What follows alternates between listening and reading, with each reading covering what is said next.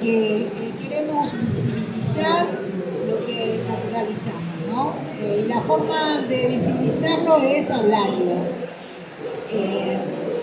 La pospandemia nos trae nuevos escenarios laborales a consecuencia del encierro que tuvimos por la cuidado de la salud, ¿no? Todos y todas cuando estuvo el COVID-19. Bueno, estas nuevas configuraciones que se están haciendo a nivel laboral, que afectan también a la salud de los y las trabajadoras, también afecta a las formas de trabajo, que ya venían, digamos, perfilándose desde antes de la pandemia en el Estado Nacional, y supongo que también en el Estado Municipal, con todo lo que es las plataformas de trabajo que tenemos y de capacitación. Nosotros trabajamos mayormente con el expediente electrónico y hacemos toda nuestra capacitación también en plataformas digitales. Eso es lo que nos configuró una nueva forma de trabajo. Ya no tenemos el papel desde antes de la pandemia, pero con la pandemia se agudiza esta cuestión.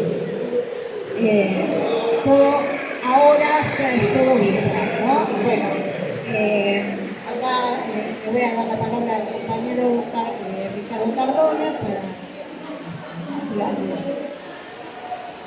Sí, ¿qué tal, compañeros? Primero agradecer que se acercaron, digamos, a los tantos compañeros y compañeras. También agradecer, digamos, al equipo de organización, digamos, aquí de arte, a Paredes, y el compañero que van a exponer, aquí el compañero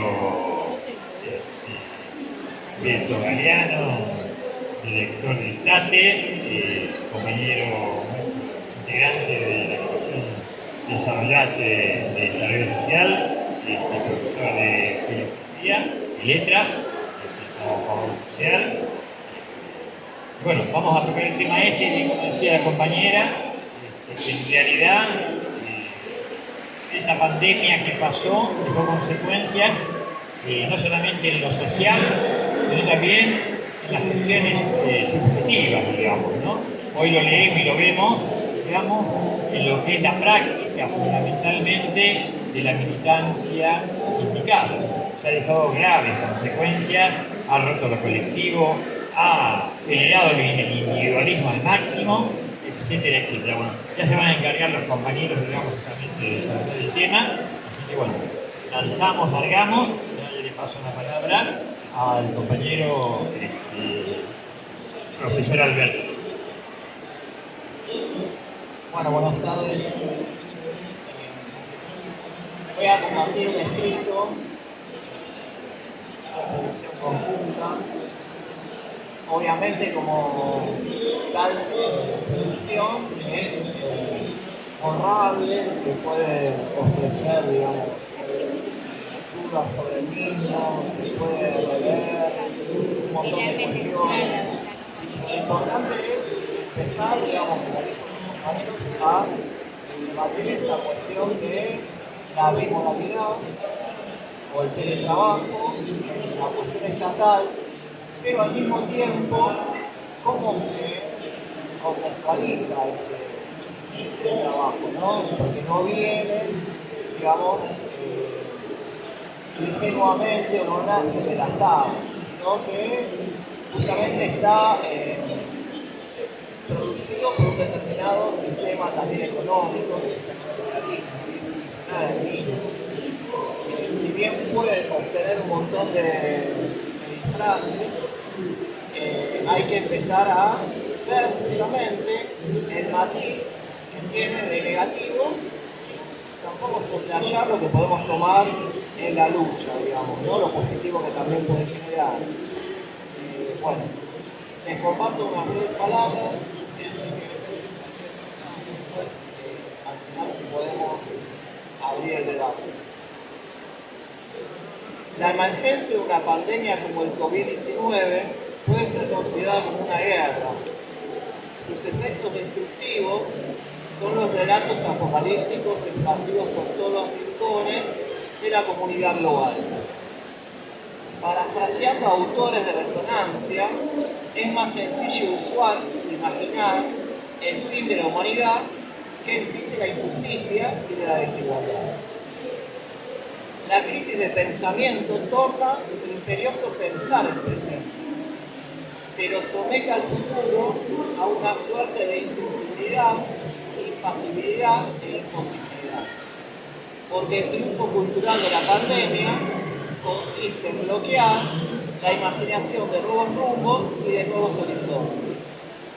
Encorsetado el futuro a la catástrofe, se despliega una maquinaria que erosiona la voluntad de acción, que coloca el destino en cualquier factor ajeno a la voluntad y a la sociedad, que pretende doblegar deseos, sueños y construcciones colectivas. Sin embargo, el porvenir está en entredicho siempre, porque venimos de décadas de hegemonía global de ultraliberalismo económico y de una narrativa individualista, antipública y antiestatal. La época inaugurada por el Consenso de Washington en 1990 se extendió hasta hace pocos años atrás. Abarcó de la revolución conservadora hasta los liberalismos progresistas, como la llamó Nancy Fraser cuando otorgaba leyes de matrimonio igualitario o tenían acciones de reconocimiento cultural. Solo un grupo de países sudamericanos desde el inicio del siglo desplegó por más de una década políticas que se oponían al retiro social del Estado, a la lógica privatizadora y a la apertura indiscriminada de las economías, que apuntaron a políticas redistributivas y a fortalecer decisiones soberanas con alianzas regionales.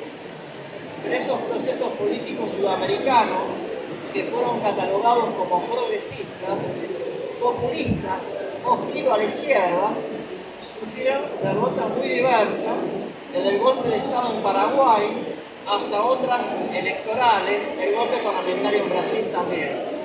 El mundo se polarizó y los argentinos, que creemos que la grieta es una creación nacional, nos quedamos atónitos por la división política tajante en varios países de Europa, de Norteamérica y de América Latina.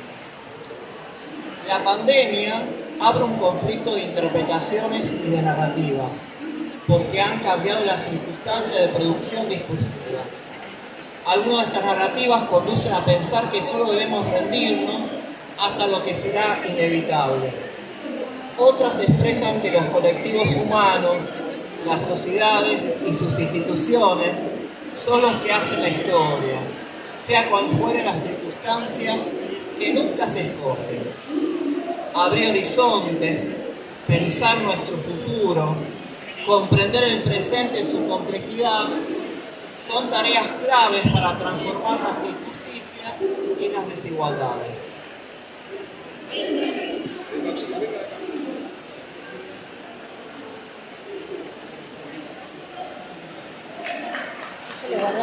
El viejo orden repite únicamente una promesa: el sacrificio, la resignación a una expoliación masiva, a procesos de endeudamiento financiero descomunales, construyendo el sentido común de que todos vivimos en deuda, y deudas inmensas de países que obturan el futuro de varias generaciones. Se trata de una gran controversia global sobre las deudas de las naciones. Sin embargo, pensamos que la mayor deuda global que existe es de carácter ético, la desigualdad creciente entre las naciones y las personas. El COVID-19 muestra que no solo se expande la desigualdad de distribución de bienes, sino también la distribución de males, como decía Bauman. ¿Hay intereses en juego? No se trata de intereses solamente distributivos, aunque en el corto plazo muchas veces puedan aparecer de ese modo. La concepción del mundo y de la vida, de que solo existimos para acumular, pertenece a un grupo, el más poderoso, y de allí emana su capacidad de esparcimiento y su capilaridad. además de la gobernanza de la regulación de la vida. La experiencia histórica ha develado que los intereses no pueden inferirse de la posición social de manera automática, porque no siempre hay plena cohesión y coincidencia entre los intereses de corto, mediano y largo plazo, porque lo que puede ser conveniente para mejorar las condiciones económicas inmediatas puede ser perjudicial para otras dimensiones o para las generaciones siguientes. Asimismo, en esta pandemia, los intelectuales han demostrado una pobreza en la interpretación de la misma. No han hecho mucho esfuerzo por captar la enorme novedad del fenómeno de la peste.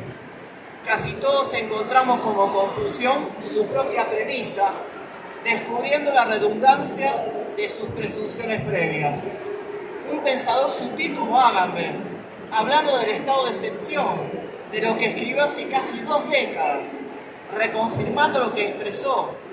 Zizek, lector genial de Hegel, buscando notoriedad, con una insólita apelación a la reaparición del comunismo, contra cualquier evidencia y posibilidad efectivas. Según él, poco menos el virus será revolucionario o no será. Byung-Chul Han, con su módica posición del sistema, controla, vigilia y se impone, advirtiendo otra vez sobre la llegada del mundo digitalizado e hipercontrolado que se había mostrado ya en su natal Corea. Y así siguiendo. Berardi, que en sus últimos reportes hizo una interesante sugerencia sobre las posibilidades que surgen de relativizar la experiencia, comenzó depreciando la gravedad de la situación en doble insistencia sobre lo modesto de su capacidad mortífera. Los intelectuales son los únicos que no deben hacerse responsables de las consecuencias de lo que dicen, señaló una vez más Berger, lo cual no justifica el abuso de esta prerrogativa. Bolsonaro y Trump fueron justamente denostados por hablar de gripecita y llevar así al contagio y la muerte a miles de personas. No puede acusarse de lo mismo a los intelectuales italianos de los que hablamos. Solo podrán haber inducido a varias rebeliones de unos pocos lectores y amigos. Sin embargo, la responsabilidad es notable. Solemos esperar de los intelectuales que estén a la altura de los desafíos de la historia. En este caso, han demostrado no estar. En este mismo orden de pensamiento, mucho se ha hablado de que la pandemia muestra que solo el Estado puede hacerse cargo del cuidado poblacional de las emergencias. Efectivamente es así, y la situación ha sido por lo más elocuente.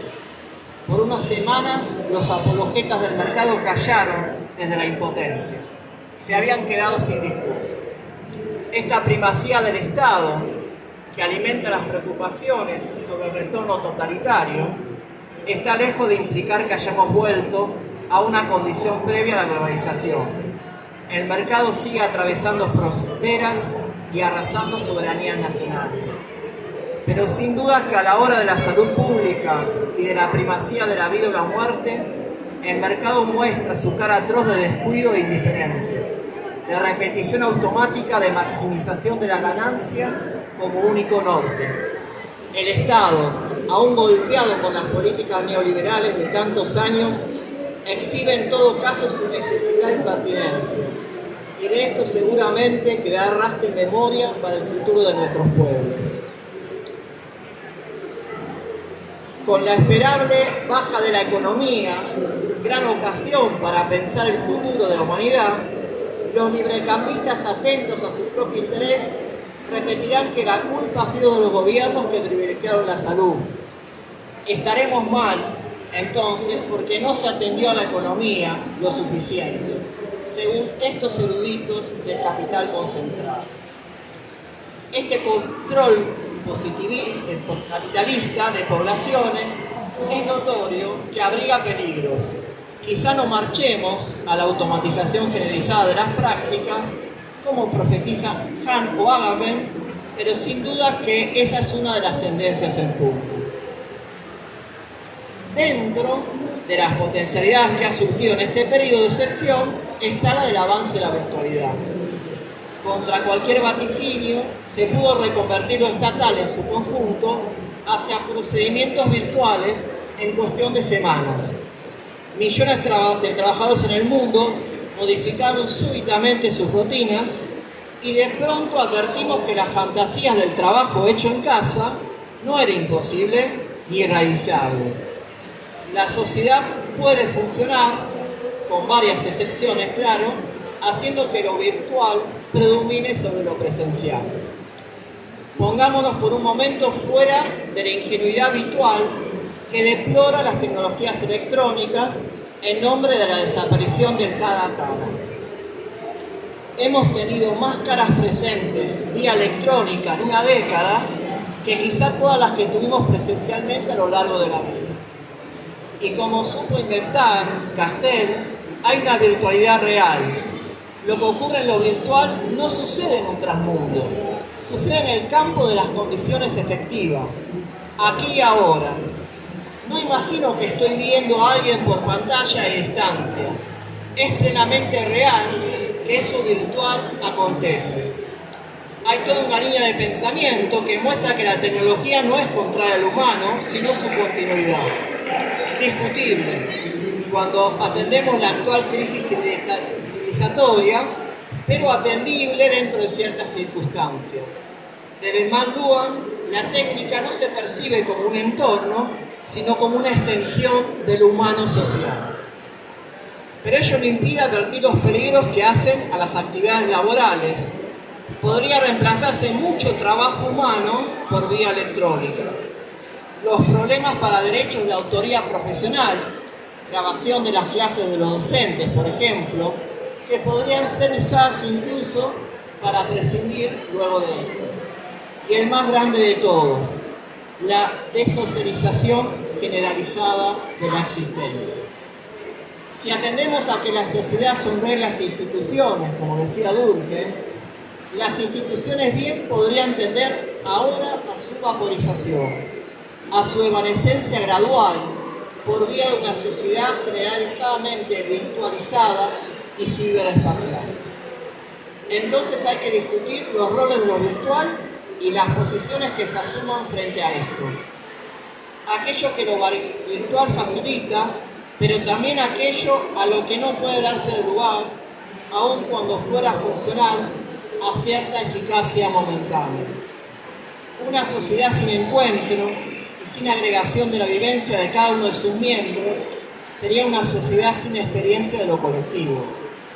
Por cierto que los grupos, los movimientos sociales, la asociatividad y las comunidades tienen aún mucho por aportar a la historia. Preguntémonos ahora qué Estado queremos, porque descubrir qué Estado nos falta es lo que nos pone en gran medida en condiciones para discutir sobre una nueva estatalidad, sobre las condiciones para lograr un Estado que sea capaz de producir y cuidar lo que nos es común, aquellos que se encuentra la tensión entre lo general y lo particular. Eso que nos hace comunidad en la diversidad, que se muestra diariamente en barrios, sindicatos, clubes, empresas, partidos políticos, movimientos sociales, diversidades étnicas, culturales, religiosas, lingüísticas, de género. Construir lo que nos es común, caracterizando a la igualdad y a la equidad como valores y a la solidaridad como principio rector, es decisivo, indispensable, en tiempos de creciente desigualdad y fragmentación social. Finalmente, en esta construcción de la nueva subjetividad estatal, empieza a incubar la innovación de procesos. Cada una de las administraciones gubernamentales adaptó los mecanismos de atención ciudadana al contexto de la pandemia, así como también las formas de organización del trabajo. El paso abrupto de una modalidad de tareas presenciales a un formato remoto dejó en evidencia dificultades y disparidades en torno a la disponibilidad de infraestructura tecnológica y herramientas digitales, tanto plataformas como dispositivos, adecuadas para el correcto desenvolvimiento de las tareas en las burocracias públicas, porque existe un alto grado de dependencia de dispositivos tecnológicos personales para llevar las tareas y comunicarse. Asimismo, este punto abre una ventana de oportunidad para pensar la implementación de políticas de cooperación y coordinación en materia de desarrollo y mantenimiento de la infraestructura tecnológica, así como de las estrategias de sensibilización y capacitación orientadas específicamente a las capacidades de los agentes estatales. En el marco de una instancia remota de trabajo, la compatibilización de las tareas laborales con las de tareas de cuidado y mantenimiento del hogar son un punto de especial sensibilidad que puede apuntalar el trabajo virtual a futuro. La diferencia de impacto y peso que la reorganización de los hogares tuvo a partir de lo virtual es un elemento a tener en cuenta, principalmente si se piensa impulsar regulaciones que tiendan a promover formatos híbridos o remotos de trabajo. Finalmente, la pandemia y la cuarentena revelaron que hay alternativas posibles, que las sociedades se adaptan a nuevas formas de vida cuando es necesario y se trata del bien común. Esta situación es propicia para pensar en alternativas a la forma de vivir, producir, consumir y convivir en los primeros años del siglo XXI. Seguramente nos faltan ideas sobre estas posibles alternativas, pero el interrogante o los interrogantes desafiantes es: ¿se pueden conducir estas alternativas mediante una acción política para encauzarlas y llevarlas a buen término? Los intelectuales, ¿en qué lugar van a quedar? ¿Van a poder estar a la altura de las circunstancias? ¿Es lo mismo conectividad y colectividad? ¿Qué se espera de esta nueva era? ¿Un nuevo nacimiento de un ser humano que esté condicionado ya por lo virtual y que pierda su humanidad o lo que consideramos humano en la modernidad? Bueno, Buena pregunta. sí, pero vamos. Perfecto.